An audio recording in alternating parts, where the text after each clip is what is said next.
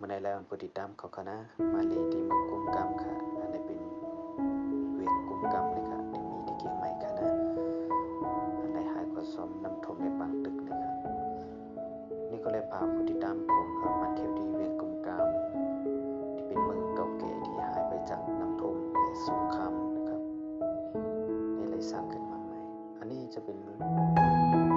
ถม้าครับถ้ามาเที่ยวเมืองกุมกำที่เมืองเชียงใหม่นี่ก็จะแบบนำเที่ยวได้ครับอันนี้ก็เป็นล้อม้าคณะมาลีเกียงใหม่มาลีที่เวกกุมกำในคณะก็มานั่งเรือนะครับ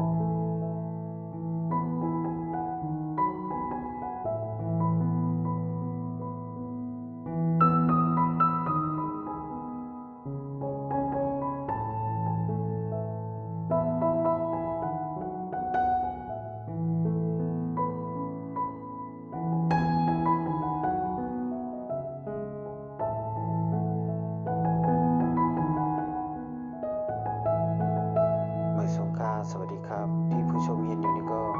เป็นวัดเจดีย์สามเหลี่ยมอยู่ที่เมืองกุมกำครับที่ผู้ติดตามเขาหันคณะอันนี้ก็เป็นที่กองมูเกียงวัดสามเหลี่ยมนะครับ